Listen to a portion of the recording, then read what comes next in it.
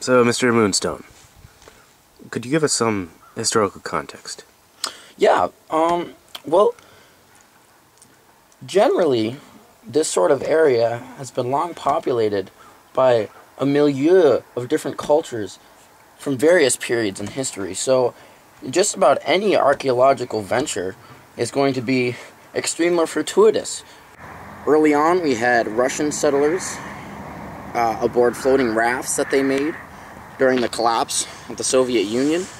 Actually, earlier than that, we had French missionaries who came here in boats, fleeing religious persecution. We have French traders coming over, bringing goods from Bangladesh as early as the 1st century, and you know, there's a high plausibility that we will encounter a large number of ancient French settlements. There were I would say probably at this point 2 major colonies that decided to live exclusively on mountaintops because they liked the view and they were ready to look at anything that was coming to attack them. They also fed exclusively on local birds. When other people were using nuts and berries like the natives, they would just cook up a big tasty pigeon. It's around about I don't know, it's probably like 2 years ago when I was writing a Judd. Hi. Yes, my name is Judd Clydesdale, and you may recognize me from the 8-part HBO series, Searching for the Lost Clay Pot. I played a major role in identifying the scientific qualities of the clay pot once it was found. You may also recognize me from the History Channel special, looking for... Excuse me, could you remove your sunglasses? Oh, yes, of course. Apologies. As I was saying... Don't look into the camera. Oh, right, of course. Well, the History Channel special, Big Ships and Their Owners. I happen to have a personal stake in this archaeological expedition.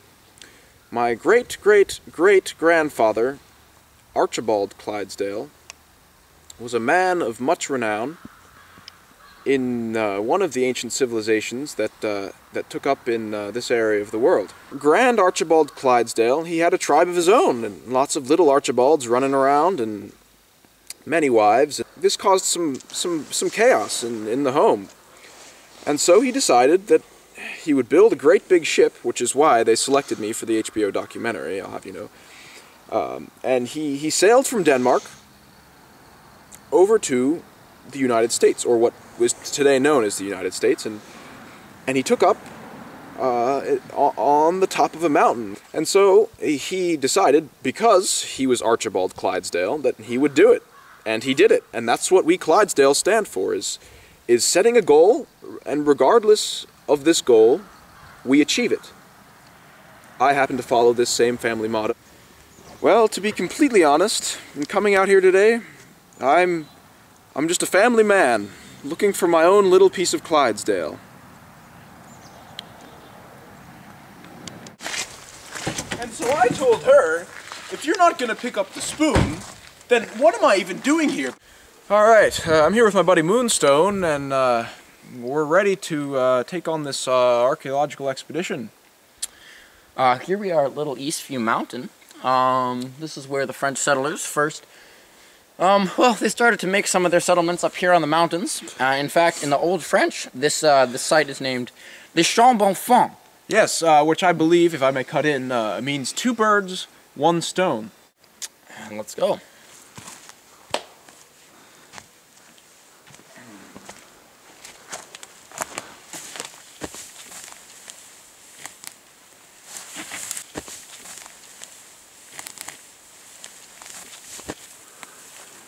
See if you can find a path. Yeah.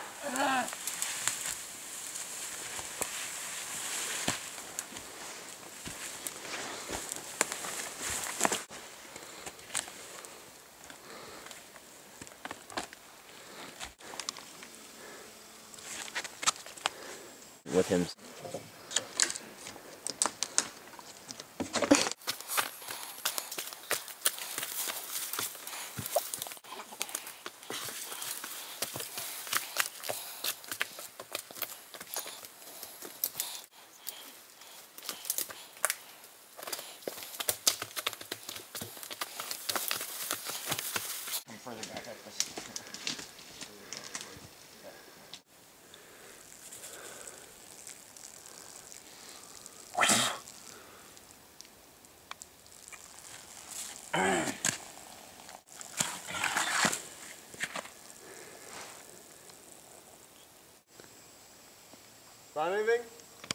here we have some, well, looks like we have some evidence of civilization, as though we're on the right track. I would date this possibly like, I don't know, 200 years in the past to the post-Midorian period. It was a time in which a lot of people were coming over from other lands. Here we have, this is possibly a mark of dominance, much like a modern animal would mark a tree. So instead of peeing, they would just sort of carve a sort of effigy into some physical object denoting leadership.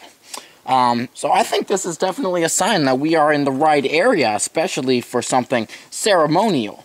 This is somewhat phallic and could be part of the sexual... Alright, what's Moonstone found over here? Oh, absolutely one of my great-great-great-grandpa's markings. He'd rise every morning at approximately 3 a.m. He'd get his exercise in, he'd go up and down the mountain 3 or 4 times, sometimes 5 on a good morning, and he'd mark his trails by notching a little bit of upside-down arrow in the trees. And this is clearly what this is, and so we can see that my hypotheses are correct concerning great-great-great-grandpa's Clydesdale, his connection to these mountains, and so it's very exciting to me. Oh, there's people coming now, quick.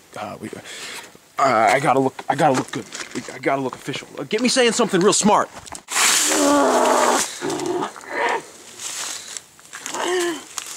You see how there's this cleft here in the stone? That makes a doorway in which things can be preserved for hundreds of years. And, you know, with a civilization like this, in this sort of strong climate system, it makes sense that any artifacts we find would be in this sort of stone clunge area. Just gonna have to shift this a little bit in order to get to...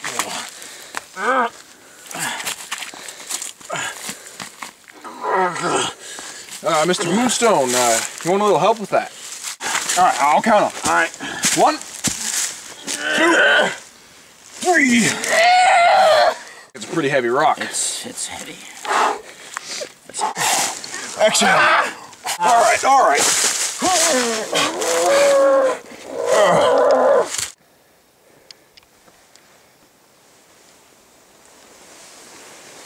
So here we are on top of the sacred peak of Little Eastview Mountain.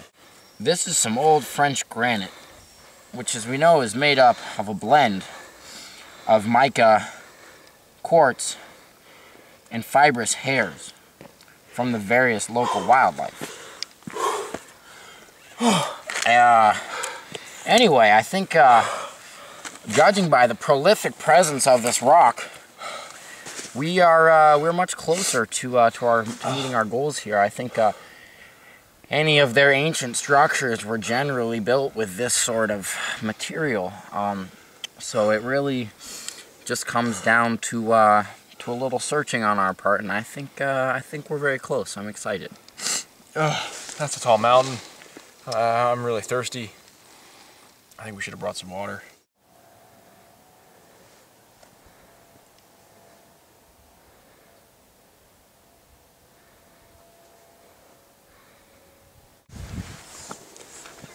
As I was just telling my buddy Moonstone here, this is the ancient land of my great-great-great-grandfather Clydesdale, and you can tell they're Clydesdale houses because they're so big. They've got great lawns. They've got forests to stroll through. They've got a nice little road paved with little stones next to it.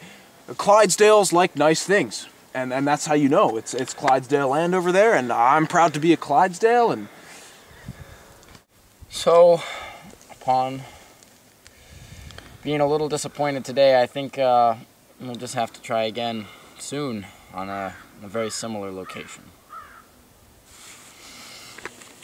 Moonstone!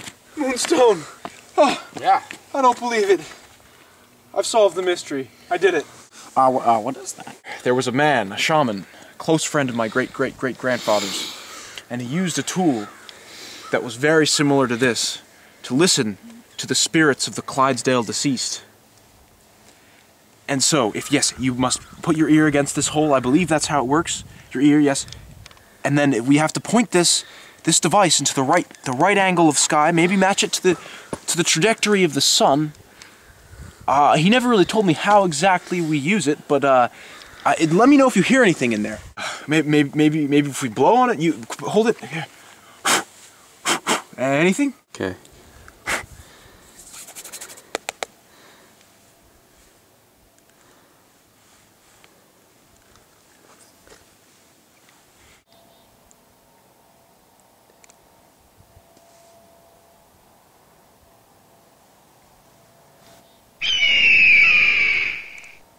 A bird. Yeah, we're recording. All right, so me and Moonstone over here, we've arrived at the location. Is there some? No, it's good. It's good. Oh, right. Well, we're here now, and we've arrived at the Little East Wing. This is Little East Wing Mountain. yes, the Little East Wing Mountain. In French, I believe it is Tryphon Bonfoy, or as the French people knew it then, 2 eagles, 1 duck. Finally, the world, as it's been waiting for this to happen. I'm sorry, that blew it. Let me try it again. This is the site of the 2 ancient French burial site grounds, or something, and but in the ancient French dialect. No, I was so close. Dialogue. There's 1 duck. You should have just kept going. Dialect. I'm sorry. In the French dialect, of which it's the originators originally called it as, of the archaeological expedition.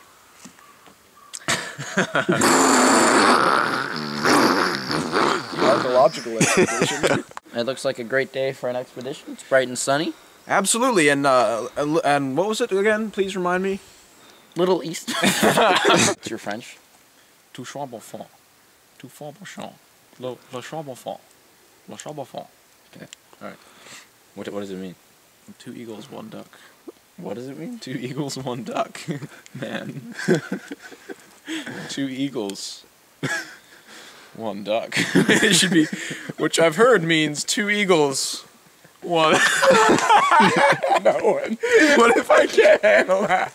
What if I'm just trying to? I'm taking you in the woods to just rape you this whole time. 2 eagles, I've heard, means 2 eagles, 1 duck.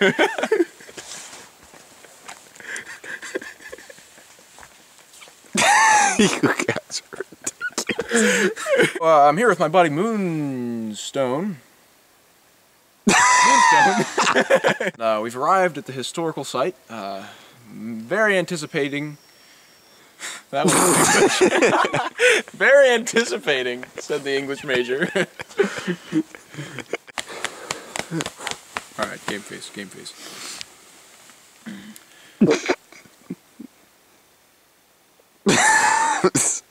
Yep.